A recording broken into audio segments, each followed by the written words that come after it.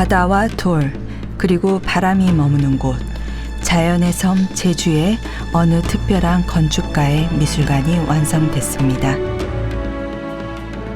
사람을 위하고 조화를 추구했던 그의 철학에 매료되어 벌써부터 많은 관람객들이 찾아오고 있다는데요. 굉장히 건축물이 정교하게 지었다는 생각이 들고, 창밖으로 보이는 자연과 이 공간의 느낌도 되게 자연스럽다는 느낌. 그의 작품이 가진 공통점은 바로 자연이었습니다.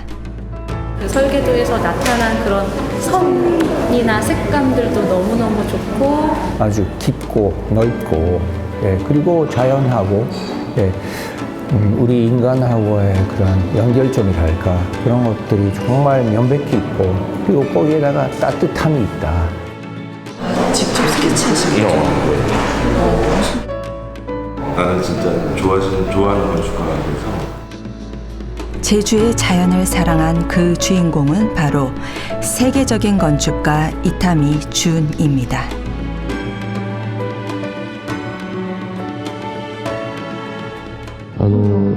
日本のですね、東京で生まれて、で体が弱かったんですから、父がですね、日本で一番やはり気候のいいところはどこかと、一番住みやすいところはどこかということで、静岡県の清水を選んだんですね。そして僕は清水で育って、私自身やはりアーティストであり建築家ですが、やはり非常にそうですね、その人にとっても非常に住みやすい素晴らしいスペースを作ってくれたというものを作ってあげたいですね。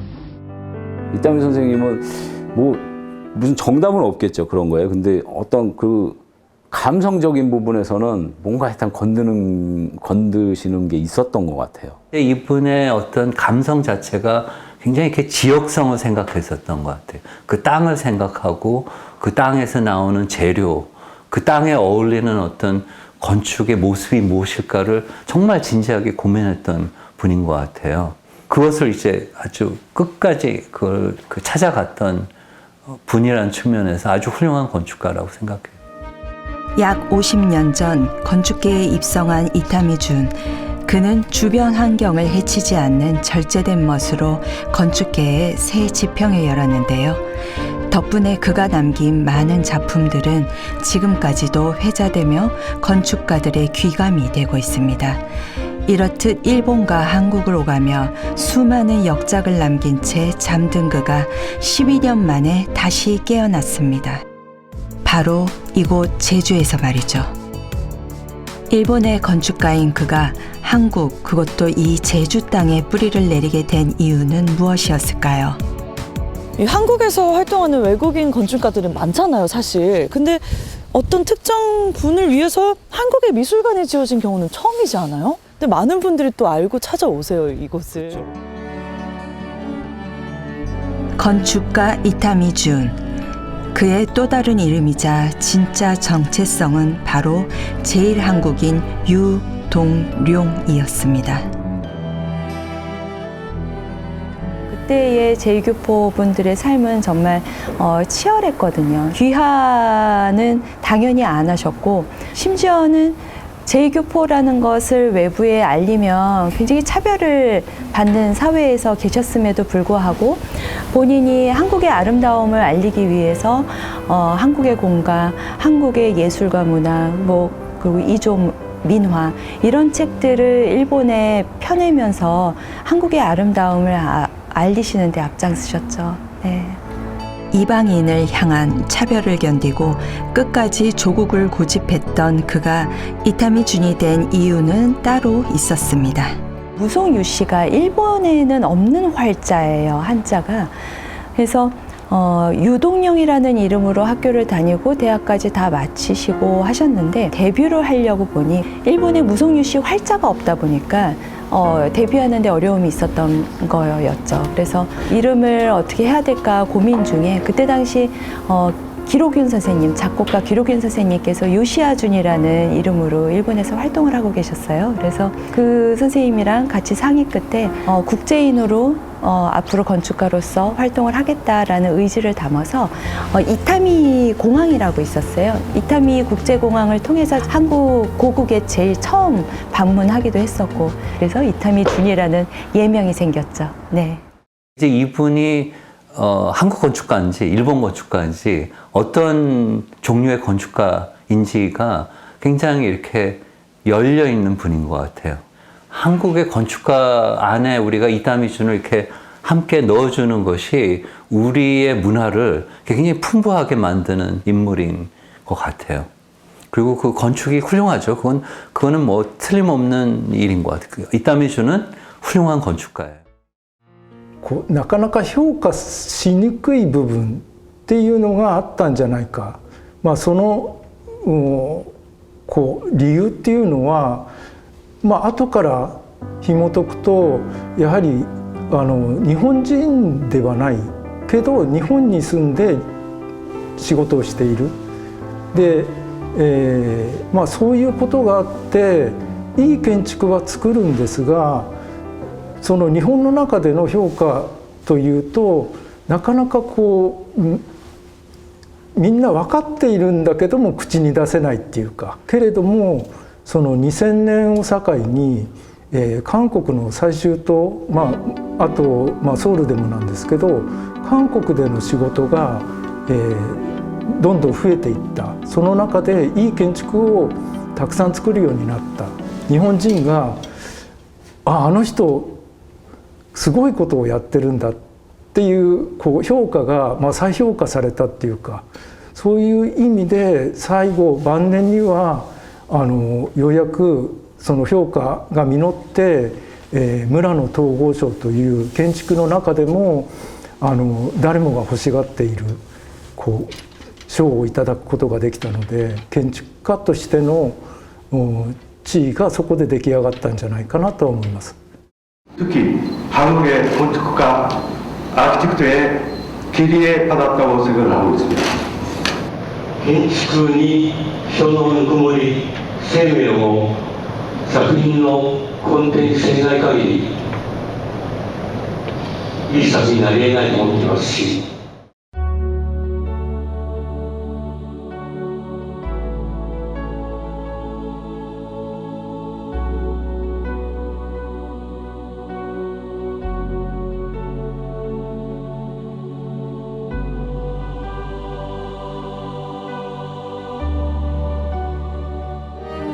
그의 작품은 늘 사람과 자연을 향해 있었고 그렇기에 따뜻했습니다.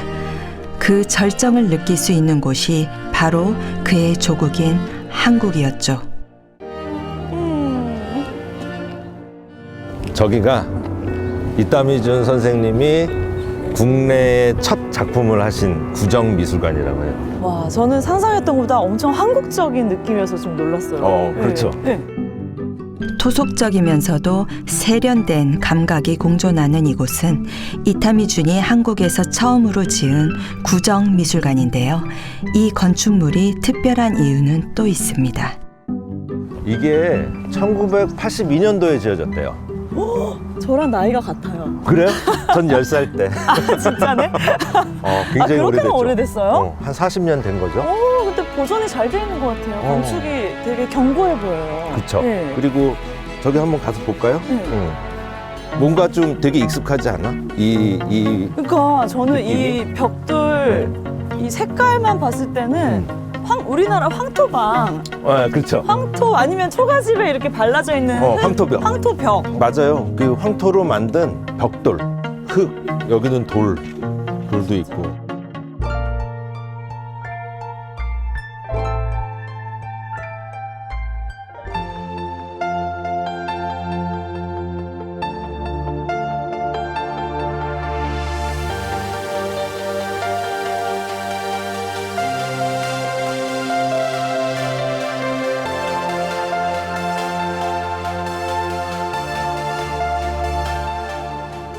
특이한 게 지붕 위에 또 지붕이 하나 있는 것처럼 보이죠. 저 위에. 아, 저 위에요? 난 저 모양도 엄청 특이하더라고요. 그렇죠. 예. 저게 뭘 상징하는 것 같기도 하고 약간 근데 요 얘기는 아마 들어가면 의문이 풀리실 거예요. 저게 왜 저렇게 되어 있을까? 진짜요? 뭐가 비밀이 숨겨져 있어요 그렇죠. 또? 예. 안에는 진짜 어떤 모습이지? 여기가 지금 박물관으로 이용되고 있는 거죠? 지금은 다목적 공간으로 활용된대요. 아 진짜? 야, 진짜 특이하다. 야. 와 밖에서 봤을 때는 따스하고 이렇게 자그마한 한옥의 느낌이었는데 들어오는데 왜 이렇게 웅장해요? 낮게 이렇게 내려앉은 것 같았는데 안에 들어가니까 이 안에가 이런 모습일지 상상을 못했어요. 그죠. 어떤 한국성과 함께 어떤 일반적 미술관에 대한 그 태도, 그러니까 미술관은 어떤 공간이어야 된다라는 것을 굉장히 이렇게 강하고 독특한 어떤 그 조형과 빛과 재료로 이제 구현한 건물이에요. 미술관을 성당처럼 설계를 했어요. 그래서 보통 우리가 그 서양의 성당의 어떤 공간에 이 시퀀스가 있어요. 바깥에 이제 야외 공간이 있고 안에 들어가 보면 재단이 저 끝에 있고 이제 그 양쪽에 이거를 아일이라고 그러죠. 그래서 중앙에 이제 신자들이 가운데에 그 중앙 홀에 모이고 재단이 저 끝에 있고 빛이 이제 위에서 이렇게 내려오는 그 구성을 완전히 이제 재현한 게 그 구정 아트센터예요. 앞에서 봤을 때는 우리 높은 지붕이 좁아 보였잖아요. 그냥 좁은 지붕이 하나 있을 거라고 근데 했는데 왜 이렇게 공간이 깊잖아요. 크죠? 깊죠. 천장 자체가 엄청 높고 넓어요. 와, 이 거대한 목 구조로 된 지붕 좀 보세요. 어마어마하죠. 이거 보면 그럼 뭐가 떠오르세요? 아까는 약간 그 꽃갈모자 같기도 한 이렇게 원형의 그 지붕이 있었는데 들어와서는 또 달라서 이 거북선의 그 모습을 상징하기 위해서 이렇게 지붕을 설치를 하셨다고는 하세요. 배 밑바닥 모습 같기도 하고 등껍질 모습 같기도 진짜 하고. 그런 모습인데요? 그죠? 이삼주 선생님께서는 무엇보다도 이제 재료적인 특성이 잘 표현되도록 하는 것이 굉장히 중요하다고 그렇게 생각을 했어요. 그래서 다양한 재료를 사용하시되 그 재료가 건축적으로 잘 활용될 수 있도록 그렇게 했는데요. 아산에는 이제 현충사가 있고 충무공의 어떤 그 여러 가지 그 과거의 흔적들, 유적들이 이제 있는 곳이기 때문에 그런 어떤 지역적 상징성을 건물 형태에 부여하려고 했다고 생각을 하고 있습니다. 와, 근데 안타깝게도 외생 논란을 좀 겪으셨죠. 왜 어디가 오해할 만한 소지가 있다는 거예요? 이제 일본에서 나고 자라셨다 보니까 당연히 이제 색안경을 좀 끼고 본 거예요. 처음에 이게 지어졌을 때 아까 꽃갈모자 같다고도 했잖아요. 네네네네. 근데 그게 일본군들이 쓰는 그 모자의 형태를 오해를 좀 받기도 하셨고, 그리고 기와지붕, 기와에 기와는 무조건 기와인데? 근데 이제 무슨 오해가 있었어요?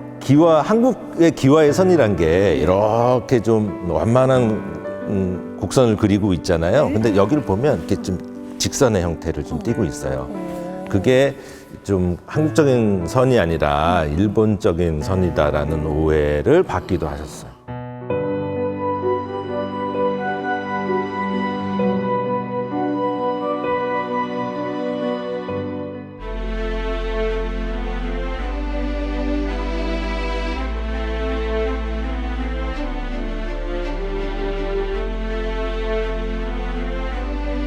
이타미준 선생으로서는 우리나라의 최초로 공공적인 건물인 거죠. 이렇게 많은 사람들이 찾아갈 수 있는 그런 건물이었고, 사실 놀라운 것 같아요. 그때 당시에 이제 온양 박물관이 그 무명의 그 제1교포 건축가를 취했다라는 것이 굉장히 이제 독특한 그런 선택이었고, 건물 자체도 한국 건축사에서 남는 건물인 것 같아요. 우여곡절 속에서도 오랜 세월 많은 예술가의 무대이자 영감이 되어준 이곳. 그 바탕에는 주변 자연과의 조화를 위해 지역성과 토착성을 강조했던 그만의 철학이 깃들어 있었습니다. 웅장한 거에 비해서 조금 더 반대되는 느낌 뭐냐면 따스한 은은한 게 느껴져요. 이 창에 빛이 직접적으로 안 들어오고 은은한 느낌이 들어서 그런가? 약간 빛이 걸러서 들어오잖아요. 그러니까 되게 따뜻하고 은은한데 재료들이 보면 벽돌도 쓰여 있고 한옥에 창문도 들어가 있고 나무도 있고. 벽돌 하나, 창문 하나에도 지역과의 접점을 생각한 이타미준. 덕분에 오명을 싣고 지금은 모두에게 인정받는 미술관이 되었습니다. 이타미준 선생님 건물 딱 보니까 그런 희귀 아이템 같아. 아, 그래? 너무 개성이 있고 이게 들여보면 볼수록 너무 다양한 매력이 계속 겹겹이 나오는 느낌이에요. 아쉬워요. 재밌게 봤지만 뭔가 아쉬운 느낌이 들어요. 많이 아쉬워요. 네. 이제 보통의 건축물이 아니죠. 와서 봤을 때. 작품이에요, 진짜. 맞아요. 이런 건물들이 많으면 좋을 텐데. 그러니까 예. 다시 못 본다는 게 이제 자꾸 하셔서. 이타미준은 비록 떠났지만 바로 여기 그의 건축 정신을 이어오고 있는 특별한 사람들이 있습니다.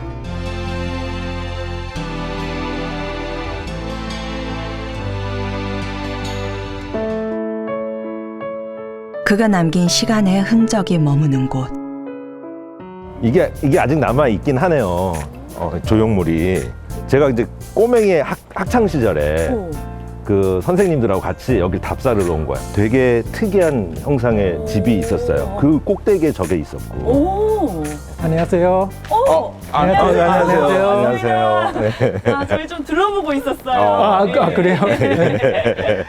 前ここに国印の塔という建物があったんですけど、それがもうどうしても古くなってしまって、今새롭게 건물로 사무실로 만들고 있습니다. 새롭게 만들 때 옛날에 주연한 부분 그거로 여기에 넣고. 저는 그냥 인상 어떻게 받았냐면 이렇게 하늘이 잡은 손잡이 같은 느낌을 받았어요. 맞습니다. 그래서 마치 이렇게 하늘하고 되게 강력하게 연결이 되어 있다는 느낌을 받았는데 제가 그때 너무 충격을 받고 건축이란 게 되게 강력할 수도 있구나라는 것 때문에 제가 건축가의 길을 들어선.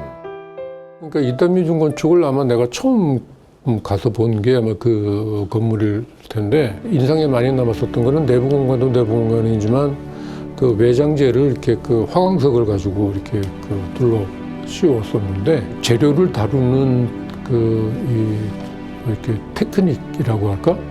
그게 상당히 이렇게 정교하다. 디테일 하나하나가 큰 그림이 아니라 그 작은 것에까지도 이렇게 그 완벽을 추구하는구나라고 그런 그 느낌을 받았었어요.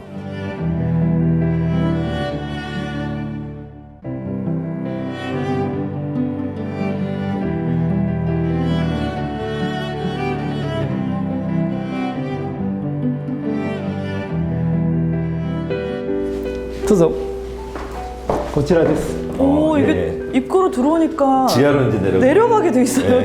아래로? 그래です. 이거 스케치 그림이에요? 맞아요. 땅 속에 이만큼이 묻혀 있는 거고 지상은 요만큼이 노출이 돼요. 굉장히 나지막한 건물이었어요. 그 꼭대기 위에 아까 방금 마당에서 봤던 그게 있고. 각인의 탑은 1988년 한국에 처음 지은 그의 작업실인데요. 건축법에 따른 고도 제한이 있었지만 오히려 발상의 전환으로 땅속을 적극 활용하게 됩니다. 그 발상을 이어받아 이곳 역시 지하의 깊은 공간까지 지상의 햇살이 들어올 수 있게 되었죠. 最初にあったのは、私が専門学校だったんですけど、それを卒業して、それが1985年ですかね。まだ面接の時に、初めて会ったんですけど、大先生の建築家の大先生のところで働くんだ事務所に出向いたのが、一番最初ですね。 이타미준의 건축 인생에서 절대 빼놓을 수 없는 것, 바로 그의 곁을 지켜온 든든한 후배들인데요. 그 중에서도 가장 특별하고 깊은 인연을 가진 사람이 있습니다. 선생님의 오랜 제자 바로 저 유희화 건축가입니다. 2002년 2월에 개소를 해서 아마 뭐 계획안까지 세면은 뭐 한 40점 정도 가까이 되지만 실제로 구현돼서 완성된 작품들은 약 20작품 정도 됩니다. 네. 선생님과 함께했던 많은 작품의 시작에는 늘 그의 손끝에서 펼쳐진 작은 세상이 있었습니다. 드로잉은 그에게 건축의 첫 삽이자 끝과도 같았죠. 야, 네, 예, 보고 오신 온양민속박물관에서 그러네요. 드로잉. 직접 드로잉 하신 거죠? 네, 아, 그 당시 진짜? 다 직접 하신 손으로 거예요. 하신 거라고 네. 이게? 어떻게 이렇게 컴퓨터 그래픽처럼 이렇게 반듯하게 이렇게 되게 그리셨는지 반듯하죠. 모르겠어요. 저거는 어떤 드로잉이죠? 이거는 서원 그 클럽하우스인데요. 네, 스케치 단계에서 뭐 작고하셔서 네, 마무리는 제가. 어떤 건축가의 의도가 뭐였는지를 읽어낼 때 스케치를 봐요. 그 이타미준 선생의 그 이 굵은 연필, 때로는 목탄을 쓰기도 하셨는데 그 스케치들이 정말 좋아요. 세계적인 그런 수준의 그 건축 그림들이에요. 그래서 저는 그 이분의 그림을 보고 그 다음에 그 건물에 가보고 그리고 다른 시간대에 가서 그 건물을 느끼고 특히 이제 그 눈으로만 보지 마시고 내가 갖고 있는 여러 감각들을 다 한번 이렇게 동원해 보는 것이 그 이타미준의 건축을 이렇게 품는 방법인 것 같아요.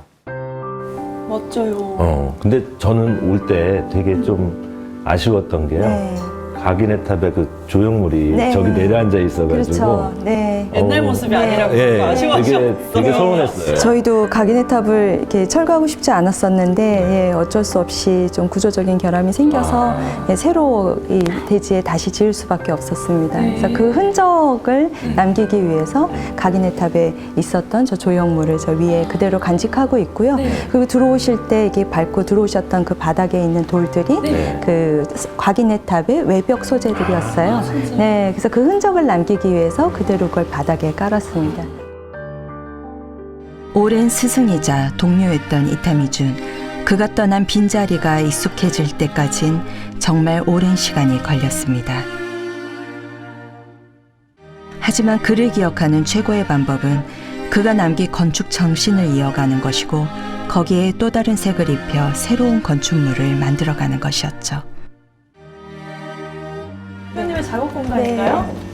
기존으로 저는 여기서 작업을 하고 있고요. 역시 건축가의 작업실 물씬 납니다. 직전까지 일을 하다가 나오신 느낌이에요. 아니 일을 하셨나 본데? 네. 예, 스케치도 좀 하고 계시고 이것도 옛날 되게 오래된 가구가 있고 이타미준 건축가하고 옆에 누구세요? 예전 모습인가 저예요. 아 그러세요?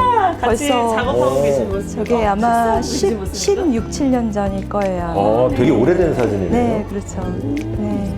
스승과 제자인데 엄청 다정하게 계신 모습이어서 좀 특이해 보이네요. 특별해 보이네, 두 분 관계가. 예.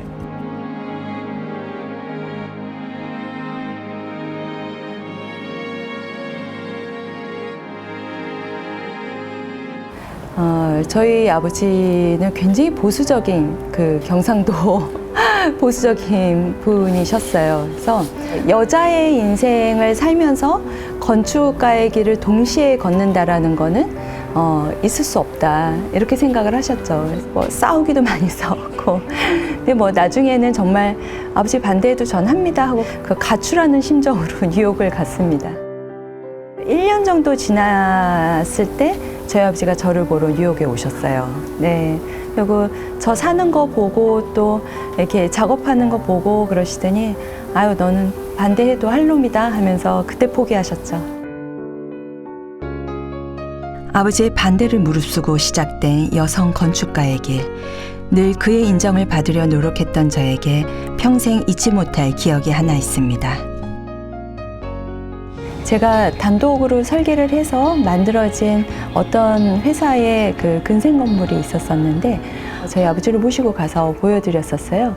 그때 저희 아버지께서 너무 좋아하셨어요. 근데 그 작품을 보러 오기 전까지는 굉장히 겁나셨대요.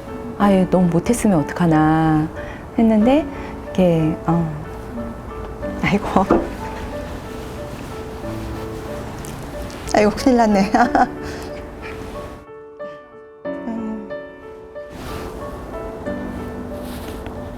아이고 큰일 났네. 이거 터지면 안 되는데.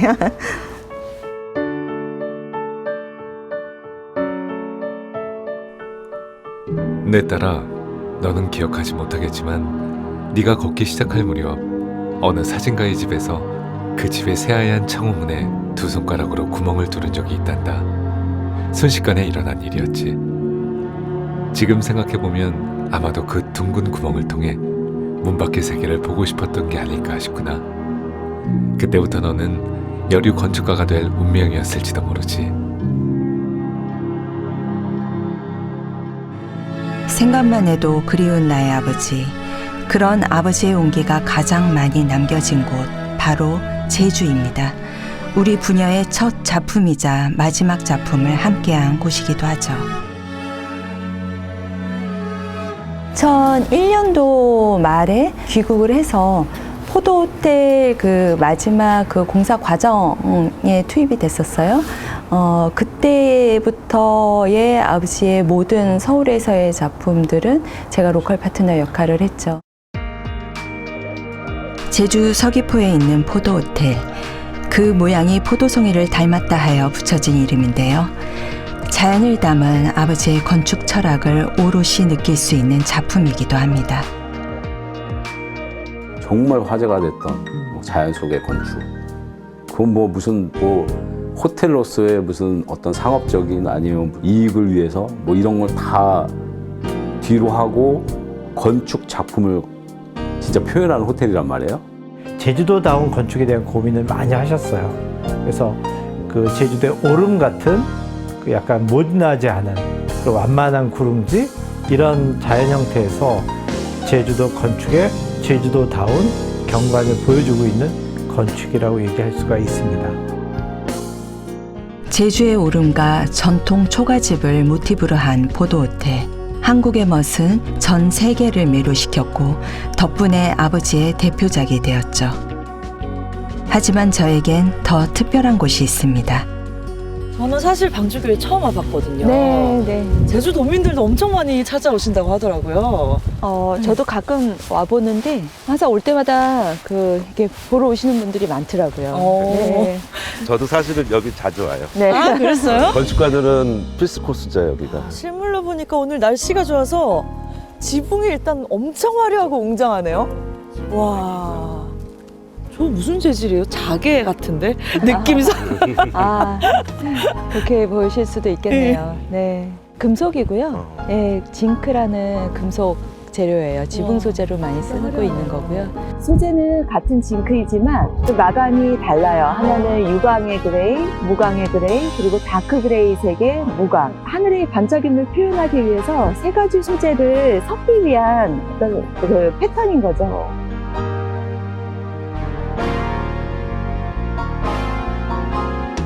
저희 프로젝트 이름은 하늘의 교회였어요. 그래서 어떻게 하면 하늘의 표정을 가장 잘 적극적으로 지붕에 담을 수 있을까? 그거에 대한 굉장히 연구를 많이 하셨죠. 고민도 많이 하시고.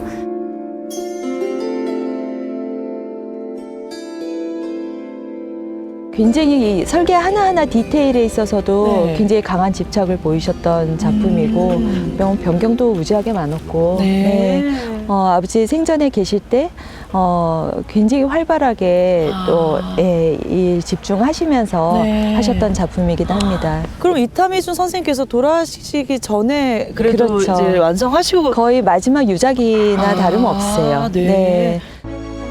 자연이 곧 재료이자 영감의 근원으로 여겼던 아버지. 시시각각 변하는 하늘마저 건축에 녹여내어 생애의 마지막 작품을 멋지게 완성했습니다. 아 근데 여기 앞에 눈에 걸리는 게 없이 이렇게 딱 트여 있잖아요. 네, 그래서 배가 막 출항하는 할 것만 같은 딱. 저기가 삼방산 쪽 아니에요? 바다 쪽이고? 네, 맞아요. 삼방산을 향해서 이렇게 이 교회가 향하고 있어요. 이게 축이 진짜? 거기에 맞춰져 있어요. 아, 축이 맞춰져 네. 있어요. 바다 쪽을 바라보고 그렇죠. 있는 거예요. 그렇죠. 헉, 그래서 멋있다. 더 배의 형상이 네. 훨씬 더 그 컨셉에 살릴 수 있도록. 네. 근데 이게 사실 교회라서 이제 예배 드리러 오시는 분들이 당연히 많이 오실 텐데 지금 보면은 이 건물 구경하러 관광객분들도 네. 많이 오시더라고요. 네. 사진도 찍으시고. 계속 오고 있어가지고. 네. 주변으론 수공간이 둘러싸고 있어 하늘을 투영하는 물의 반짝임마저 하나의 작품이 됩니다. 그 물길을 따라 걷다 보면 또 다른 멋이 기다리고 있죠.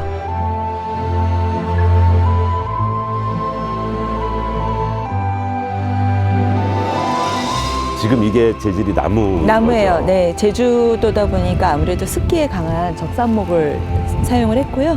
그리고 이렇게 시간이 변함에 따라서 자연스럽게 색깔이 변한 느낌이 더 예쁠 것 같아요. 처음보다는 갈수록 더 예뻐질 것 네, 같아요. 갈수록 더 이뻐지죠. 네. 점점 더. 그 이타미준만의 그 표현 방법이 있어요. 아, 이제 맛이 나온다. 네, 이제 맛있어졌다. 맛이 나온다. 곰삭은 장막 네, 같은 네, 거네요. 맞아요. 네, 야. 그렇죠. 네, 시간이 지나도 질리지 않는 건축. 낡았다는 느낌이 아니라 오래돼서 좋다라는 느낌으로 오래 가는 거. 그 잘 못하는 거거든 건축가들이.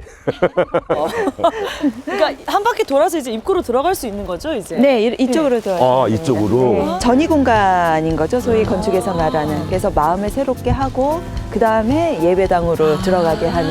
그래서 일부러 동선이 이렇게 길게 나져 있죠. 그렇죠.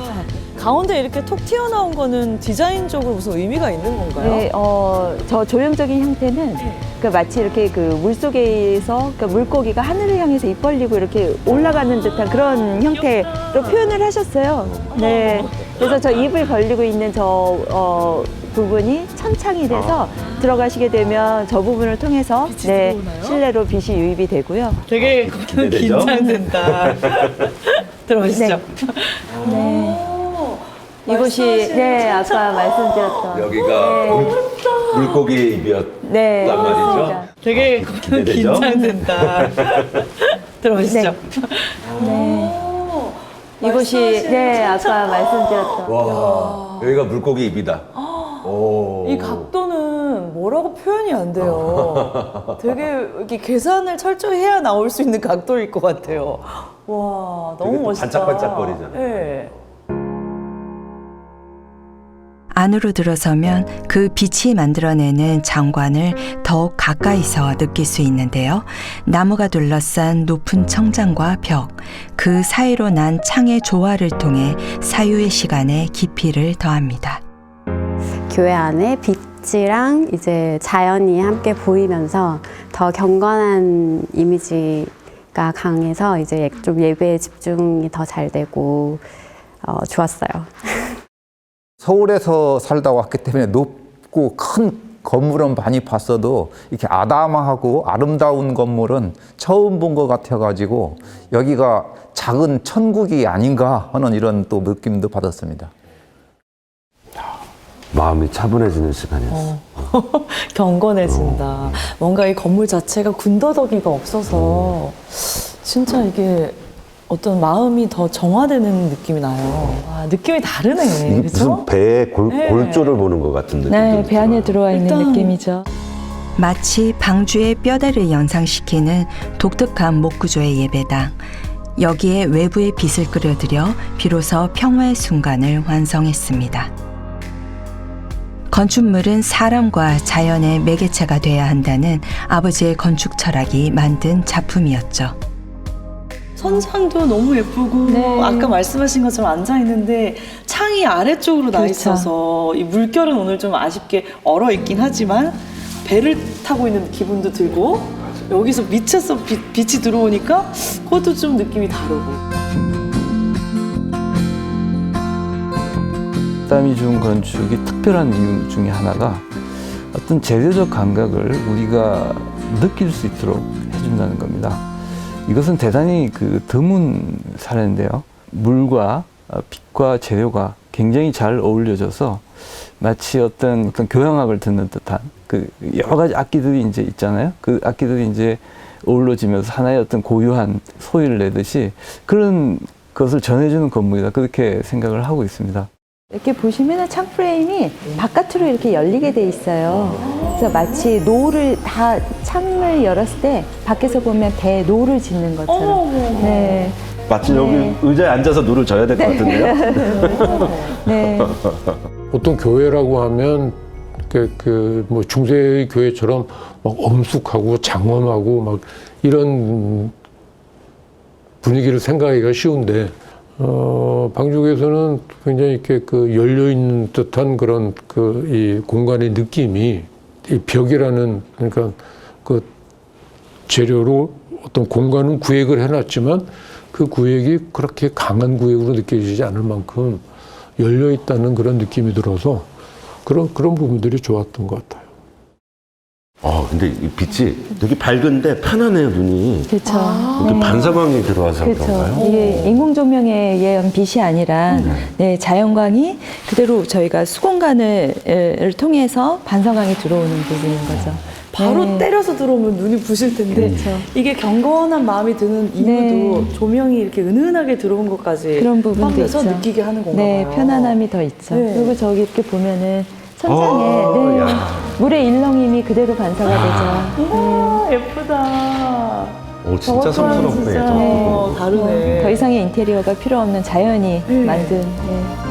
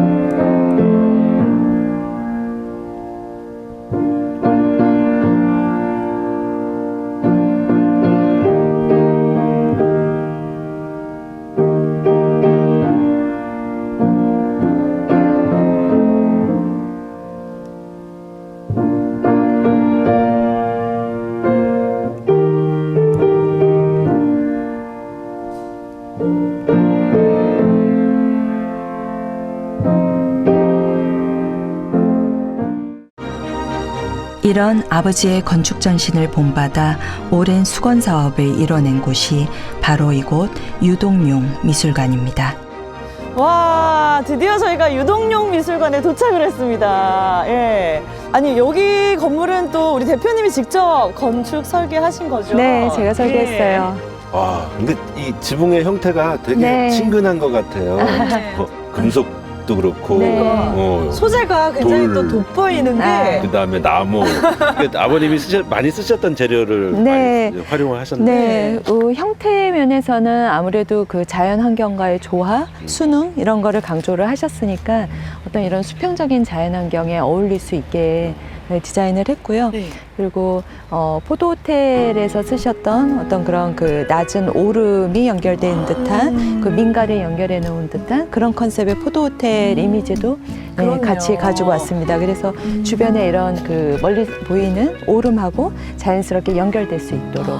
네. 이게 지금 금속으로 또 이루어진 울타리 형태의 형식인데 그렇습니다. 주변이 워낙에 자연이다 보니까 자연하고 대비되는 소재를 씀으로써 좀 더 그 자연이 좀 더 돋보일 수 있게끔 스테인리스 소재를 썼습니다.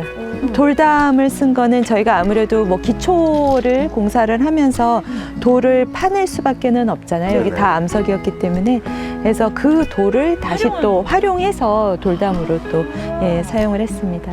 이게 생각보다 진짜 잘 어우러진다는 느낌이 들어요. 네. 생뚱맞을 수 있잖아요. 네. 어떻게 이렇게 잘 어우러지지? 길게 이어져 있는데 이쪽으로 이제 가게 되면 진입로입니다. 아, 이 들어가는 입구가 이렇게 일부러 좀 돌아가게끔 설계가 됐나 봐요. 이렇게 가니까 왠지 더 좀 신비롭고 기대감이 좀 생기고 그런 이야기가 있잖아요. 심리를 이끌어내는 그 구조라고 생각되는데요. 그리고 이거 보세요. 네, 생전 아버지의 사인이에요. 사인을 이렇게 하셨군요. 그 시작이 되어준 건 아버지가 남긴 편지였습니다. 내가 죽거든. 서랍을 한번 열어봐라. 그러면은 거기에 이제 유언장이 있다. 그래서 그게 갑자기 생각이 나서 그 수첩을 꺼내봤죠. 그래서 가족들하고 같이 이렇게 펼쳐보는데 이타미준 건축문화재단을 만들어라. 그리고 기념관을 만들어라. 이타미준 건축상을 만들어라. 이 모든 책임은 내 딸 유이와한테 있다. 이렇게 한 줄 써 있었어요. 그리고 또 한 줄이 더 써 있었는데 그러나 이 모든 것들은 내 희망사항이다. 이 오름길의 끝에는 그리웠던 나의 아버지가 있습니다. 곡선의 미학이 있는 것 같아. 문고리 자체도 예사롭지가 않아요. 손잡이 디자인도 멋있는데요? 이것도 저희 아버지 생전에 디자인하신 핸들 디자인이에요. 아, 진짜요? 뭐 어떤 형상은 좀 이타미의 아이. 이것도 혹시 직접 디자인하신 거예요? 이거는 그 저희 아버지 한국 성함이 유동력동자의 용용씨시죠. 네네네. 네, 그래서 그 이 용 머리를 항상 그 본인 설계 건물에 이렇게 낙관처럼 사용을 하셨었어요. 네, 그래서 수풍석에 수미술관에도 이게 이 용머리가 있거든요. 네. 이야. 공간이 되게 묵직한데요? 엄청 감각적이다. 이 내부 모습도 역시 상상은 그대로네요. 이거는 제가 설계를 할 때 이 이제 대지를 저희가 구매를 하고 이 중심에 그 제주도의 그 형상이 타원의 형태를 갖고 있잖아요. 그렇죠? 그래서 중심에 타원을 그려 넣은 거예요. 그래서 제주도를 상징하고요. 그래서 이 타원형의 공간은 1층은 이타미준의 라이브러리. 그래서 본인이 쓰신 그 서적이라든지 아니면은 이타미준에게 영향을 끼친 어떤 다른 예술가들의 책들이 여기 준비되어 있고요. 한국의 미를 사랑하여 백자를 모으는 게 취미였던 아버지.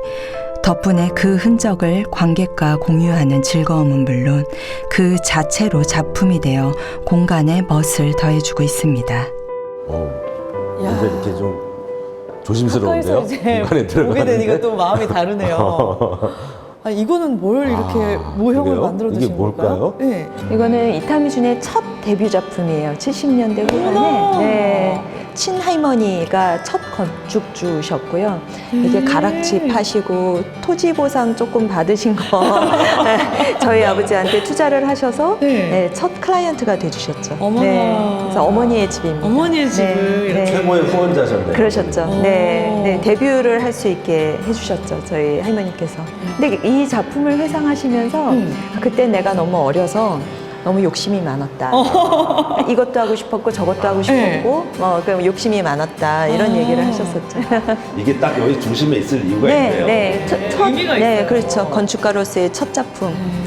근데 여기를 보면 완전히 제주만의 꾸미지 않은 자연스러운 그 야생스러운 이게 인위적이지 않은 그렇죠. 자연 그대로의 모습을 정원으로 이렇게 만들어 두시니까 땅을 팔려고 준비를 하는데 앞만들을 드러내는 순간 너무 아름다운 거예요. 그래서 제가 공사를 스톱을 하고 이 안반부터 먼저 해쳤어요. 발굴을 하셨어요? 네네. 그런 다음에 설계를 다시 했죠. 어머나. 그래서 저희가 한 6개월 동안 설계 변경 기간을 다시 거쳐서 그런 다음에 다시 착공을 다시 시작한 거예요. 근데 이거를 제주말로 빌레라고 하더라고요. 빌레가 뭐래요? 용암 줄기가 흐르는. 그리고 또 여기 이 공간에서 또 즐길 수 있는 게 하나 더 있습니다. 한번 잘 들어보세요. 들어보라고요? 여기 잔잔하게 들리는 좀 음악 말씀하시는 거. 지금 듣고 계시는 음악이 이제 양방원 선생님의 음악들이고요. 이게 공간이라는 게 뭐 향으로도 채워질 수 있지만 또 음악으로도 채워지잖아요. 그런가 봐요. 네, 그래서 저희 양방원 선생님께 또 부탁을 드렸죠. 그래서 그 아무래도 두 분 다 제일교포 분이셨고 한국의 정통의 뿌리를 이렇게 두시면서 현대 음악을 하시는 분이 또 양방원 선생님이시고 분명히 좀 통하는 부분이 있을 거다. 공통점이 있으시네요. 네, 그래서 양방원 선생님께 부탁을 드렸어요. 그때 뭐 흔쾌히 굉장히 깊이 존경하는 건축가다 이야기를 하시면서 미주음에서 나오는 BGM 리스트를 다 만들어서 주셨어요. 네. 이타미준 선생님은 저의 정말 대선배님이시죠. 외국에서 태어난 한국인으로서도 그런 가능성을 저한테 많이 보여주신 그리고 용기를 많이 주신 분입니다. 이타미준 선생님의 작품의 깊이라 할까 그것을 관람하시는 분들이 느끼실 수 있도록 잔잔하기는 하는데 깊은 작품 그런 피아노 위주 소편성으로서 구성된 음악을 제가 좀 골라봤습니다. 이 여운을 따라 아버지의 흔적이 더 많이 묻어있는 공간으로 향해 봅니다. 아, 이 오름길을 표방한 이 길을 다시 돌아가야 2층에 올라갈 수 있는 거죠? 아, 이 계단도 이렇게 굴곡진 계단이어서 봤을 때도 참 이쁘다 생각했어요, 저는. 네, 근데 특이한 게 이 첫 단은 자연석. 네, 이게 돌의 질감이 좀 드러내고 싶어서. 약간 한국의 그 디딤돌 약간. 네, 맞아요. 네, 디딤돌 컨셉이고 석재상에서 저희가 구해온 거죠. 이야. 네, 이제 자연광을 맞으며. 야, 여기 산이 네. 빛이 들어오니까 이게 느낌이 있네요. 제가 항상 여기가 이제 빛을 느끼면서 그 전시장으로 들어갈 수 있도록 계획을 했어요. 그래서 천장에는 보시다시피 저 자연광 말고는 인공조명이 아무것도 없습니다. 진짜네요? 네. 네.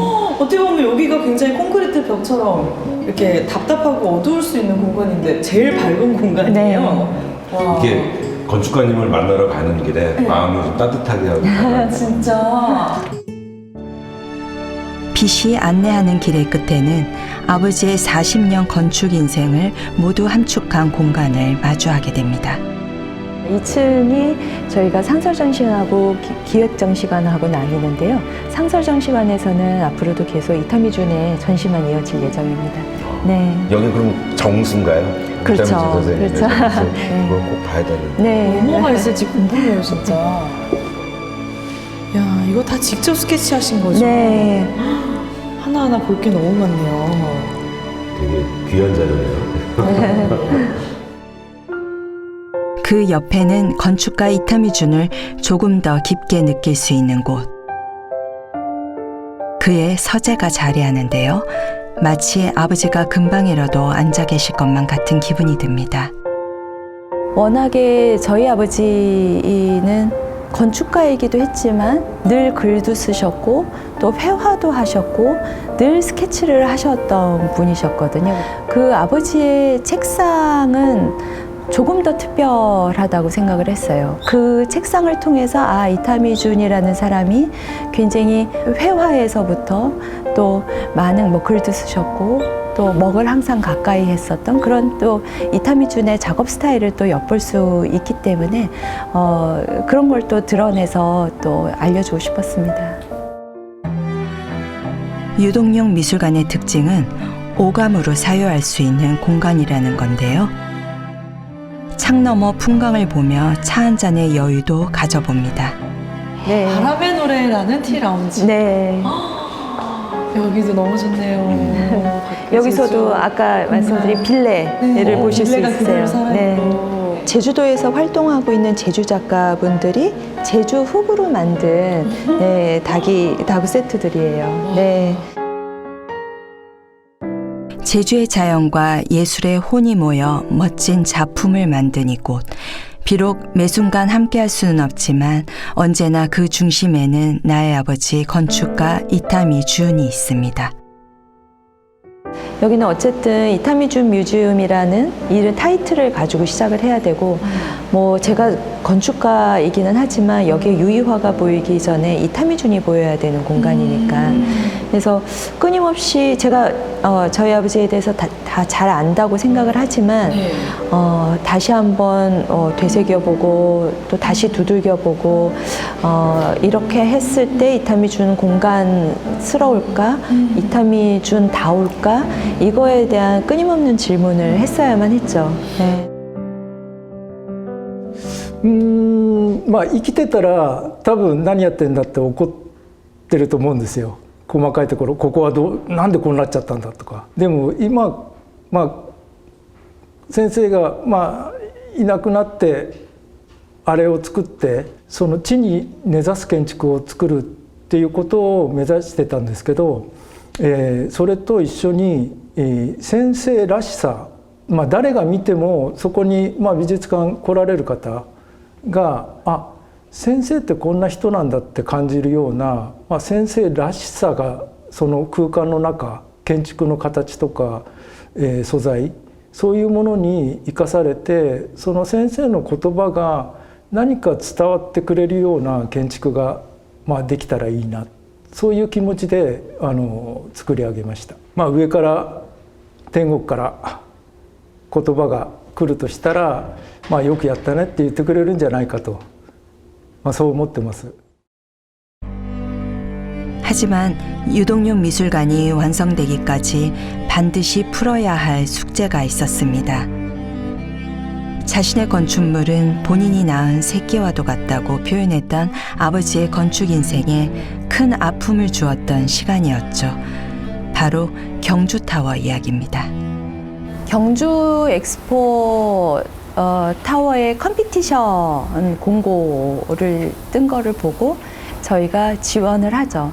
그래서 안을 만들어서 제출을 했고 결과는 2등이었어요. 깨끗이 승복하고 뭐 안 됐나 보다 그러고 잊어버리고 있었던 거죠. 그 작품이 이제 그 2등안이라고 해갖고 공개가 됐을 때 아마 한국 건축가들이 대부분 다 아마 약간의 쇼크를 받았을 거예요. 음각으로 표현을 했다? 라는 그 소위 이렇게 일종의 반전이잖아요. 그걸 그 포지티브가 아닌 네거티브로 표현했다는 것 자체가 야, 이거 정말 이거 기발하다라는 생각을 해서 또 그게 왜 당선이 안 됐을까? 뭐 이런 생각들을 했었어요. 근데 1년 정도 지났을 때 저희 그 직원 중에 한 분이 그 신문에 나온 사진을 저한테 보여주더라고요. 근데 이렇게 보니까 걔 굉장히 묘하게 닮아 있는데 이거는 누가 보더라도 우리 아니었어요. 그래서 변호사님하고 상의를 하게 됐고 고소를 했죠. 형사 고소를 했는데 심증은 있으나 물증이 없기 때문에 저희가 패소를 했어요. 정당한 권리를 찾기도 전에 떠나버린 내 아버지. 하지만 저는 여기서 포기할 수 없었습니다. 그래서 민사로 계속 다시 고소를 했고 결국에는 8년 만에 승소 판결을 받았어요. 담당 공무원이 바뀌면서 그때 당시에 회의록을 제출을 했는데 그 회의록 안에 뭐 2등의 거를 비슷하게 해라라는 그런 회의록이 남아 있었던 부분이었던 거죠. 그래서 그게 발견이 되면서 저희가 승소를 하게 됐습니다. 네. 실제로 많은 일들이 그렇게 벌어졌을 때 그냥 눈 감아버리고 뭐 골치 아프고 그러니까 과정을 안 거치는데 그거는 이타미준 선생님이 너무 잘하신 거죠. 법적으로까지 그거를 이슈를 제기해서 승소한 거는 뭐 건축계를 위해서는 아주 중요한 일을 해주신 거예요. 그래도 결국에는 승리할 거다라고 생각을 했고 또 저희 아버지도 끝까지 싸워라 그러셨어요. 그래서 이거는 그 대한민국의 건축계를 위해서라도 끝까지 해야 된다라는 말씀을 남기셨었기 때문에 마지막까지 했습니다. 아버지의 명예를 되찾아준 후에도 저에게는 평생의 숙제가 남아 있습니다. 바로 후학 양성이죠. 재단에서의 또 굉장히 중요한 사업 중에 하나가 교육 사업이에요. 어린이 건축학교라든지 청소년 건축학교라든지 많은 아이들이 아파트에서 생활하고 있는 아이들이 많고 저희 때랑은 다르게 실제로 놀이터를 가더라도 진짜 흙이라든지 진짜 돌이라든지 나무라든지 이러한 것들을 만지면서 생활 속에서 자라고 있지를 않거든요. 그러다 보니까 어떤 자연과 가깝게 할 수 있는 자연을 친근하게 다루고 또 친해지는 그러한 그 수업들을 진행을 하려고 합니다. 아버지의 철학에 따라 건축의 기초로 자연을 배우는 아이들. 언젠가 이곳에서 이타미준의 뒤를 이을 멋진 건축가가 탄생하길 바랍니다. 저희 아버지께서 저한테 하셨던 말씀들이 있어요. 60이 넘으니까 이제 건축이 뭔지 알 것 같다. 70이 넘으셨을 때 방주교회를 하시면서 저한테 하셨던 말이 나 이제 건축이 뭔지 알 것 같아. 건축이 너무 재밌어. 나만의 오리지널리티를 발견했다. 이런 이야기를 하셨었거든요. 그래서 저 또한 이타미준처럼 유의화스럽다, 유의화답다, 유의화만의 또 오리지널리티가 있는 그런 건축가가 되는 것이 저의 꿈이기도 합니다.